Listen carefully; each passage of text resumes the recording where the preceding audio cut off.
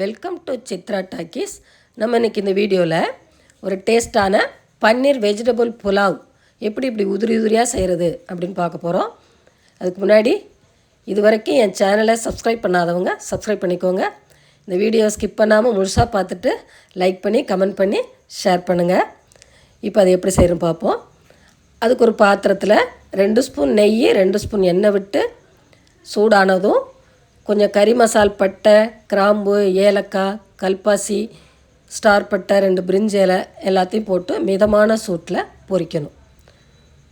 அப்புறம் 1/2 ஸ்பூன் மிளகு 1/2 ஸ்பூன் ஜீரகத்தை போட்டு பொரித்து ஒரு பெரிய வெங்காயத்தை நீல வாக்கில் கட் பண்ணி அதை போட்டு பொன்னிறமாக வதக்கணும்.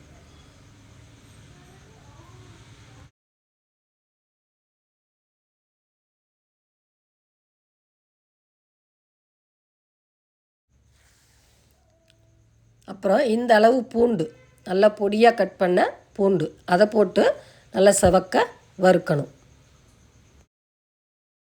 இது நல்லா வதங்கி வந்ததும் 4 பச்சை மிளகாய் போட்டு பொரித்து அது கூடவே பொடியாக கட் பண்ண இஞ்சி துண்டு அதையும் போட்டு வதக்கணும். இஞ்சி ரொம்ப நேரம் வதக்கக்கூடாது, கொஞ்ச நேரம் வதக்கினா போதும். இந்த அளவு இஞ்சியை போட்டு லைட்டாக வதக்கணும். ரொம்ப நேரம் வதக்கணுன்னா கசக்கும். அதனால தான் இது வதங்கினதும் கொஞ்சம் கட் பண்ண கேரட்டு, பீன்ஸு, கொஞ்சம் பச்சை பட்டாணி அதையும் போட்டுட்டு, அப்புறம் நான் இப்போ 2 கப்பு அளவு பாஸ்மதி அரிசி, ஒரு 1/4 கிலோ இருக்கும், அதை அரை மணி நேரம் ஊற வச்சு கழுவி சுத்தம் பண்ணி வச்சுருக்கேன்.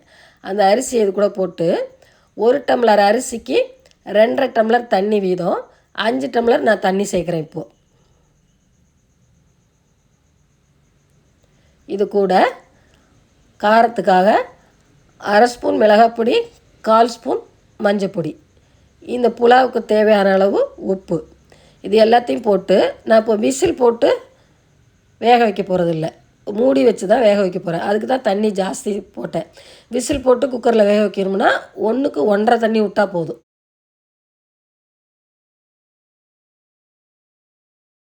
இந்த மூடி வச்சு மூடி ஒரு கொதி வர வரலையும் இதை நம்ம பக்கத்தில் என்ன பார்க்கணும், சீக்கிரம் கொதிச்சிரும்.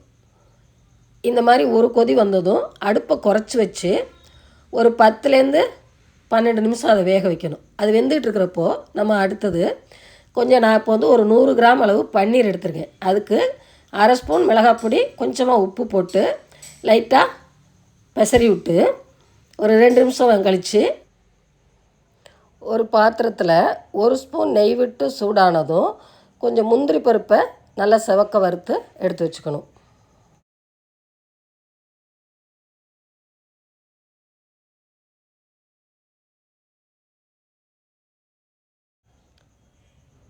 இந்த மீதம் இருக்கிற நெய்யில் நம்ம பெசரி வச்சுருக்கிற பன்னீரை மிதமான சூட்டில் லைட்டாக வறுத்து எடுத்துக்கணும்.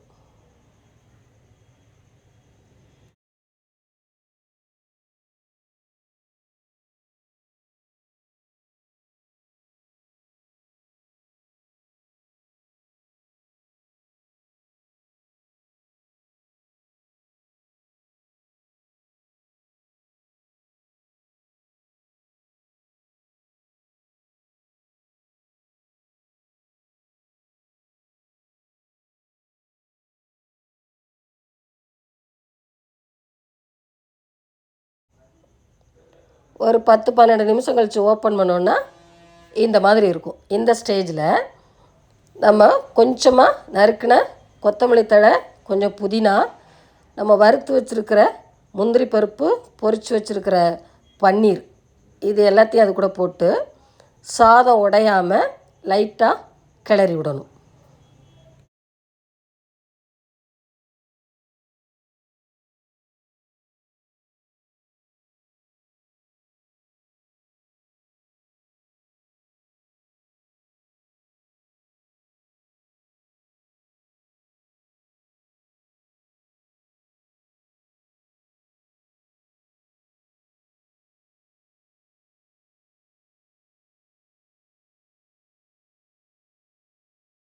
கடைசியாக 1 ஸ்பூன் நெய் விட்டு லைட்டாக கிண்டி விட்டு மூடி ஒரு 2 நிமிஷம் அடுப்பில் வச்சுட்டு ஸ்டவ் ஆஃப் பண்ணிடணும்.